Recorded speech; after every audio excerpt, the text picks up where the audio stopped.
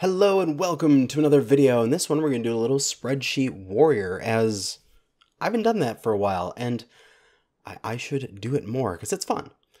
And in the recent patch, single heatsinks were buffed.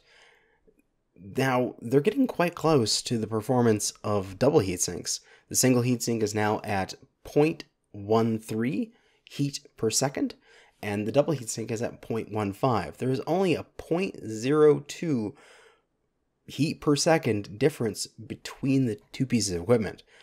And as some people, such as Molten Metal here in his most recent video, where he was talking about the Banshee, single heatsinks do have a place now on some particular mechs. Now, let's go through a few examples here. This is his Banshee build with double heatsinks instead of singles. And we can see that we have about 13 and a half tons remaining. Innersphere mechs simply don't have the space. The double heatsinks for Innersphere are 3 slots. Even if we have 4 slots free and we would like to put another double heatsink in there because there are only 3 and we have 4 available, we can't because there's no spots with 3 altogether. So this build is stuck here. We can't go any further with it. This is a prime example of where switching to single heatsinks may be correct. So if we switch over to singles and we fill up the mech with that weight, since the single heatsinks cost less in slots but cost more in tonnage, which is what this mech has available for us, we are capable of getting a higher cooling efficiency with single heatsink design. Same engine, same weapons, same upgrades. We go from a total of 3.5 heat per second with a 34% efficiency to 4.42 heat per second with a 43% efficiency. Now this isn't just for the Innersphere. This is also for very specific clan mechs as well. For example, say this Supernova build. We have a standard 325 engine, we have a pair of heavy larges, and 6 ER mediums. A good 78 damage alpha strike. We're 45%. We look at our weapons lab, we got 5 heat per second. Now, we can get a lot of weight out of the standard 325 by switching it to an XL. So we're going to do that, switch it to an XL, get a bunch of standard heatsinks instead, go to 48%, and go to 5.33. Now, the difference isn't as great with the clans because their double heatsinks don't cost as much for slots and they can stack on more. So where in the Banshee's example, we went from 34 to 43, a whole 9% increase. From the Supernova's example, we're going from 45 to 48, only a 3% increase in its cooling efficiency. So not as much, but it still exists.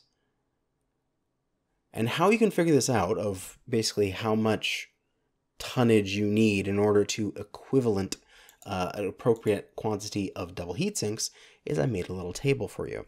So we've got the count of heatsinks down here all the way down to 50. You realistically can't fit really more than 50 heatsinks on a mech. Otherwise, you're just being silly at that point. Although now that I said that, somebody will do it. One of the reasons why double heatsinks are better is that when they're in the engine, they give their full double heatsink efficiency, 0.2 per heatsink.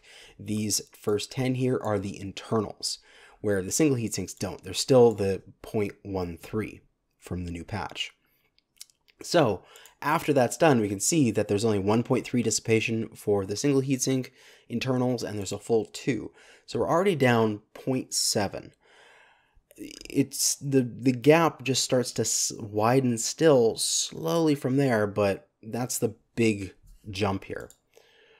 Then in the far category here, we have how many more heatsinks would you have to equip to get approximately the same amount of dissipation. So, for example, 10 heatsinks in doubles in your engine. If you were to switch to singles, you would have to equip approximately 5 more. So if we look at the chart, 15 single heatsinks is 1.95, which is approximately 2. That's approximately correct. So in the case of the Banshee here, in order to get the same heat dissipation of these 20 double heat sinks. We go to 20, we go over to the doubles, and we see it's at 7. So we add that to our 20, 27. So if we can take 27 singles or more, it's beneficial to go with singles. The fact that we can get on 34 is more than our 27, therefore it's beneficial to go single heat sinks on that mech. Now, this doesn't work with mechs that don't have the weight for it, because, you know, single heat sinks are heavy. That's an additional 7 tons. That's entire weapon systems and actually entire payloads of some lighter mechs. So this only really works with specific heavies and assaults that are pretty much entirely based on energy weapons. Now, we do have say one of the more popular mechs. We have the Death Strike. This is my personal build for the Death Strike, which is the 6 ER mediums and a pair of Gauss rifles. We got 54% cooling efficiency and 22 double heat sinks. So let's take a look at our chart here.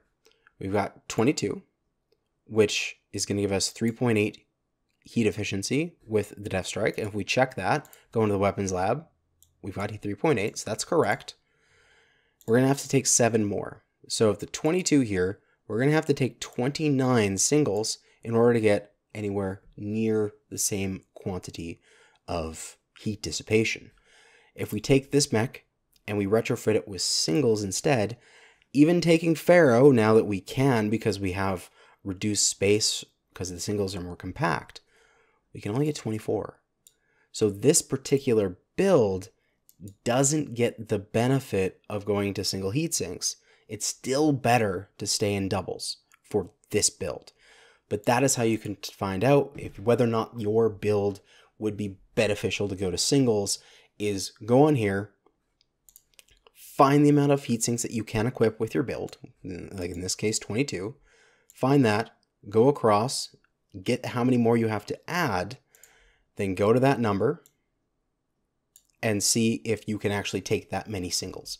If you can take that and more, it's beneficial to go singles.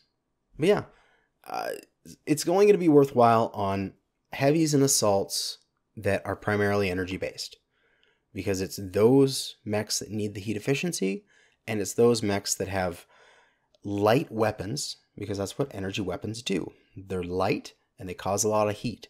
So you can use that spare tonnage that those energy weapons provide on your mech to counterbalance with single heat sinks.